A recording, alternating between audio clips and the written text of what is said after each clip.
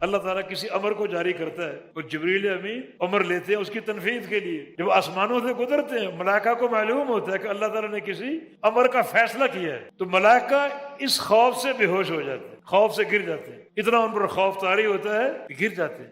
اور ایک حدیث کے الفاظ ہے کہ اہل سما رعدۃ, کہ آسمان والے جو فرشتے ہیں اس تصور سے ان پر کب کبھی طاری ہو جاتے ہیں, کانپ اٹھتے ہیں. وخروا سجدا, اور سجدے میں گر جاتے ہیں, سجدے میں گر جاتے ہیں خوف کے مارے.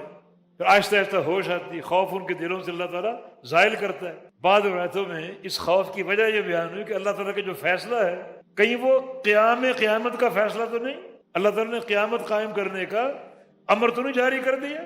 اس تصور سے بے ہوش ہو جاتا. ہمیں کس قدر خوف کی ضرورت, حالانکہ ملائکہ کا حساب نہیں ہوگا, انہیں کیا خوف ہونا چاہیے قیامت کا, مگر ان کو بھی قیامت کا خوف ہے کہ اللہ تعالیٰ نے قیامت قائم کرنے کا فیصلہ نہ فرما دیا ہو, بے ہوش ہو جائے. اور جب ملائکہ قیامت کا چہرہ دیکھیں گے, جیسا کہ بعض روایتوں میں قیامت کا چہرہ اور معاملے کی شدت, ہولناکی, خطورت جب وہ دیکھیں گے تو ان کی زبانوں پر یہ الفاظ ہوں گے سبحانک ما عبدناک حق عبادت, کہ ہم تیری عبادت کا حق ادا نہیں کر سکے.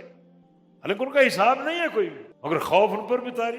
جو حاملہ عورتیں حمل وضع کریں گی, چھوٹے بچے, ان کا کیا حساب ہے, وہ بھی اپنی ماں کے ساتھ چمٹ جائیں گے. خوف ان پر بھی طاری. قیامت کی دہشت کو دیکھ کر دودھ پیتے بچے بوڑھے ہو جائیں گے. جو قیامت کا خوف, تو قیامت کا ایک سوچ کر تصور کر کے بے ہوش ہو جاتے. یا ان کی بے ہوشی کی وجہ اللہ تعالیٰ کے امر کی ہیبت ہے, اللہ کے امر کی ہیبت کہ اللہ نے کوئی امر جاری کیا ہے, وہ امر کیا ہے معلوم نہیں, مگر اس امر کی ہیبت کا تصور کر کے ملائکہ بے ہوش ہو جاتے. پھر آہستہ آہستہ ہوش آتی, اور سب سے پہلے ایک حدیث میں جبریل کو ہوش آتا. پھر پوچھتے اللہ نے کیا کہا, کیا فیصلہ, تو قاد الحق, اللہ کا جو فیصلہ وہ حق ہے, حق ہے. پھر آسمانوں میں حق کی آواز گونجتی ہے, جو فیصلہ وہ حق ہے اور وہ قابل قبول. اس میں ایک چیز تو یہ سامنے آئی, ملائکہ کا خوف. کئی لوگ ملائکہ کے پجاری ہیں, کئی تعویذ ہم نے کھول کے دیکھے, یا جبریل, یا میکائیل, یا اسرافیل, یا اسرائیل. اسرائیل کو تو آ ہی جانا چاہیے تھا, ملائکہ کو پکارا جائے. اور ملائکہ کا خوف دیکھو, مارے ہیبت کے بے ہوش ہو کر گر گئے. جن کے خوف کا یہ عالم ہو وہ معبود ہو سکتے ہیں, وہ آپ کی مدد کر سکتے ہیں. دوسری بات یہ کہ ملائکہ عظیم مخلوق ہے, مگر اللہ کے امر کی کیا ہیبت ان پر طاری. نبی علیہ السلام کے ایک حدیث کے اذن لی ان احدثکم عن ملک من الملائکۃ حملۃ العرش, آج اللہ نے مجھے اجازت دی ہے کہ میں ان فرشتوں میں سے ایک فرشتے کی حالت اور جسامت آپ کو بتاؤں جو فرشتے اللہ کے عرش کو اٹھائے ہوئے. کیا ان کی جسامت ہے, اس کے کندھے سے لے کر کان کی لو تک, اپنا چیک کر لو, 4 انگلی کا فاصلہ, لیکن فرشتے کے کندھے سے لے کر کان کی لو تک 700 سال کی مسافت کا فاصلہ, یہ ان کی جسامت. مگر خوف کا عالم دیکھ لو, اللہ کے امر کی ہیبت, بے ہوش ہو کر گر. ادھر حضرت انسان ہے, اللہ کا امر سامنے آتا ہے, ڈٹائی سے کہتا ہے کہ یہ میرے باپ دادا کے قول کے خلاف ہے, میرے امام کے قول کے خلاف. یہ جرت اور جسارت. ایک طرف ملائکہ کی ہیبت, ان کی اطاعت کا عالم تو یہ ہے کہ اللہ تعالیٰ نے سور بنا کر اسرافیل کو دے دیا, اس میں پھونکو کہ قیامت قائم ہوگی, میرا امر آئے گا پھونکو گے. سور فرشتہ لیے ہوئے, نبی علیہ السلام خوان اسرافیل, وہ سور اپنے منہ میں دبائے ہوئے, رکھا ہوا نہیں ہے کہ رکھا ہو, اللہ کا امر آئے اٹھا کے پھونک نہیں, اٹھا کر پھونکنے میں بھی تاخیر ہے. سور منہ میں دبائے ہو اور کھڑا ہے, بیٹھا نہیں, مستعد.